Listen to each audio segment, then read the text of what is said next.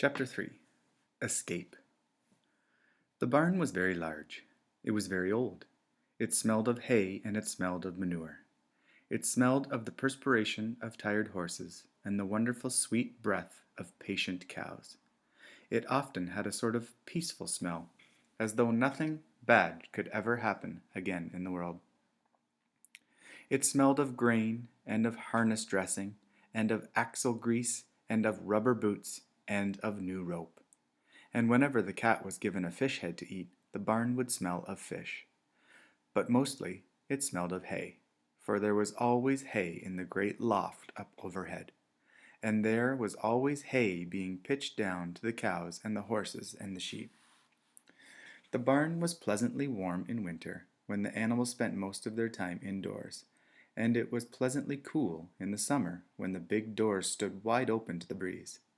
The barn had stalls on the main floor for the work horses, tie-ups on the main floor for the cows, a sheepfold down below for the sheep, a pig pen down below for Wilbur, and it was full of all sorts of things that you find in barns: ladders, grindstones, pitchforks, monkey wrenches, scythes, lawnmowers, snow shovels, axe handles, milk pails, water buckets, empty grain sacks, and rusty rat traps. It was the kind of barn that swallows like to build their nests in. It was the kind of barn that children like to play in. And the whole thing was owned by Fern's uncle, Mr. Homer L. Zuckerman. Wilbur's new home was in the lower part of the barn, directly underneath the cows. Mr. Zuckerman knew that a manure pile is a good place to keep a young pig. Pigs need warmth, and it was warm and comfortable down there in the barn cellar on the south side. Fern came almost every day to visit him. She found an old milking stool that had been discarded, and she placed the stool in the sheepfold next to Wilbur's pen. Here she sat quietly during the long afternoons, thinking and listening and watching Wilbur.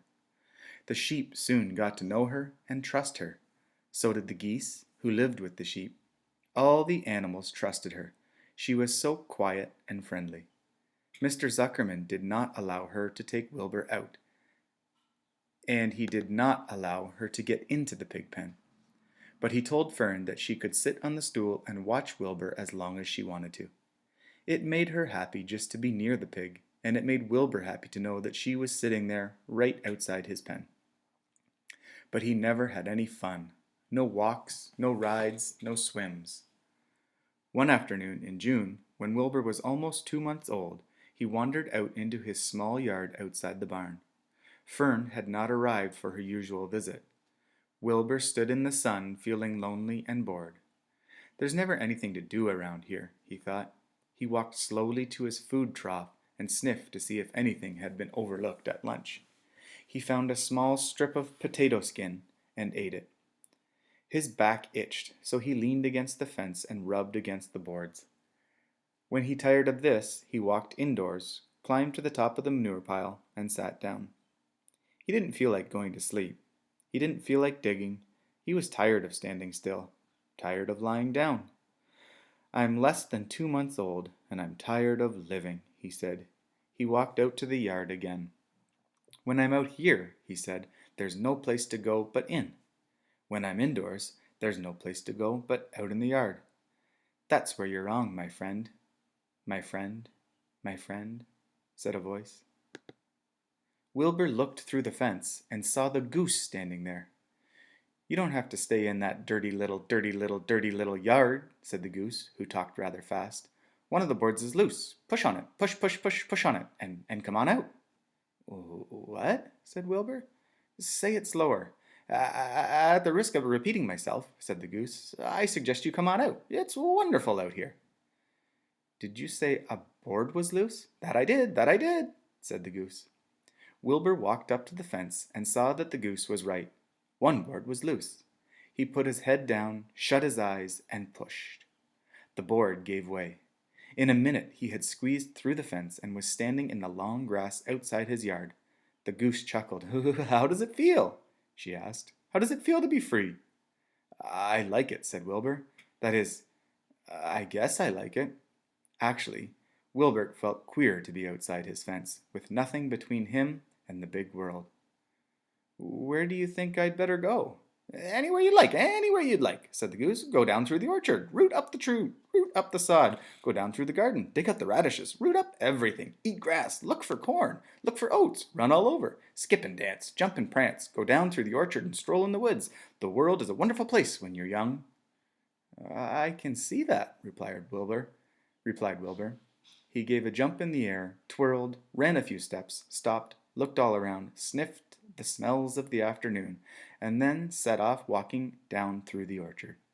Pausing in the shade of an apple tree, he put his strong snout into the ground and began pushing, digging, and rooting. He felt very happy. He had plowed up quite a piece of ground before anyone noticed him. Mrs. Zuckerman was the first to see him. She saw him from the kitchen window and immediately shouted for the men. "Homer!" she cried. "Pigs out! Lurvy! Pigs out! Homer! Lurvy! Pigs out! He's down there under the apple tree." "Now the trouble starts," thought Wilbur. "Now I'll really catch it." The goose heard the racket, and she too started hollering. "Run, run, run downhill! Make for the woods! Make for the woods!" she shouted to Wilbur. "They'll never, never, never, never catch you in the woods." The cocker spaniel heard the commotion, and he ran out from the barn to join the chase. Mr. Zuckerman heard, and he came out of the machine shed where he was mending a tool. Lurvy, the hired hand, heard the noise and came up from the asparagus patch where he was pulling weeds. Everybody walked towards Wilbur, and Wilbur didn't know what to do. The woods seemed a long way off, and anyway, he had never been down in the woods and wasn't sure he would like it. "Get around behind him, Lurvy," said Mr. Zuckerman, "and drive him toward the barn. And take it easy, don't rush him. I'll go get the buckets of slop." The news of Wilbur's escape spread rapidly among the animals in the place. Whenever any creature broke loose on Zuckerman's farm, the event was of great interest to the others. The goose shouted to the nearest cow that Wilbur was free, and soon all the cows knew. Then one of the cows told one of the sheep, and soon all of the sheep knew. The lambs learned about it from their mothers. The horses in their stalls in the barn pricked up their ears when they heard the goose hollering, and soon the horses had caught on what was happening. "Wilbur's out," they said. Every animal stirred and lifted its head and became excited to know that one of his friends had got free and was no longer penned up or tied fast. Wilbur didn't know what to do or which way to run. It seemed as though everybody was after him. "If this is what it's like to be free," he thought, "I believe I'd rather be penned up in my own yard." The cocker spaniel was sneaking up on him from one side. Lurvy, the hired hand, was sneaking up on him from the other side. Mrs. Zuckerman stood ready to head him off if he started for the garden, and now Mr. Zuckerman was coming down toward him carrying a pail. "This is really awful," thought Wilbur. "Why doesn't Fern come?" He began to cry. The goose took command and began to give orders. "Don't just stand there, Wilbur. Dodge out! Dodge about!" cried the goose. "Skip around and run toward me. Slip in and out, in and out, in and out. Make for the woods. Twist and turn." The cocker spaniel sprang for Wilbur's hind leg. Wilbur jumped and ran. Lurvy reached out and grabbed. Mrs. Zuckerman screamed at Lurvy. The goose cheered for Wilbur. Wilbur dodged between Lurvy's legs. Lurvy missed Wilbur and grabbed the spaniel instead. Nicely done, cried the goose. Try it again. "Run downhill," suggested the cows. "Run toward me," yelled the gander. "Run uphill," cried the sheep. "Turn and twist," honked the goose. "Jump and dance," said the rooster. "Look out for Lurvy," called the cows. "Look out for Zuckerman," yelled the gander. "Watch out for the dog," cried the sheep. Listen to me," screamed the goose. Poor Wilbur was dazed and frightened by all this hullabaloo. He didn't like being the center of all this fuss. He tried to follow the instructions his friends were giving him, but he couldn't run downhill and uphill at the same time, and he couldn't turn and twist when he was jumping and dancing, and he was crying so hard he could barely see anything that was happening. After all, Wilbur was a very young pig, not much more than a baby, really. He wished Fern were there to take him in her arms and comfort him. When he looked up and saw Mr. Zuckerman standing quite close to him, holding a pail of warm slops, he felt relieved. He lifted his nose and sniffed. The smell was delicious. Warm milk, potato skins, wheat middlings, Kellogg's cornflakes, and a popover left from the Zuckerman's breakfast. "Come, pig," said Mr. Zuckerman, tapping the pail. "Come, pig." Wilbur took a step towards the pail. "No, no, no," said the goose. "It's the old pail trick, Wilbur. Don't fall for it. He's trying to lure you back into captivity. He's appealing to your stomach." Wilbur didn't care. The food smelled appetizing. He took another step towards the pail. "Pig, pig," said Mr. Zuckerman in a kind voice, and began walking slowly toward the barnyard, looking about him innocently, as if he didn't know that a little white pig was following along behind him. "You'll be sorry, sorry, sorry," cried the goose. Wilbur didn't care. He kept walking toward the pail of slops. "You'll miss your freedom," honked the goose. "An hour of freedom is worth a barrel of slops." Wilbur didn't care. When Mr. Zuckerman reached the pig pen, he climbed over the fence and poured the slops into the trough. Then he pulled the loose board away from the fence so that there was a wide hole for Wilbur to walk through. "Reconsider! Reconsider!" cried the goose. Wilbur paid no attention.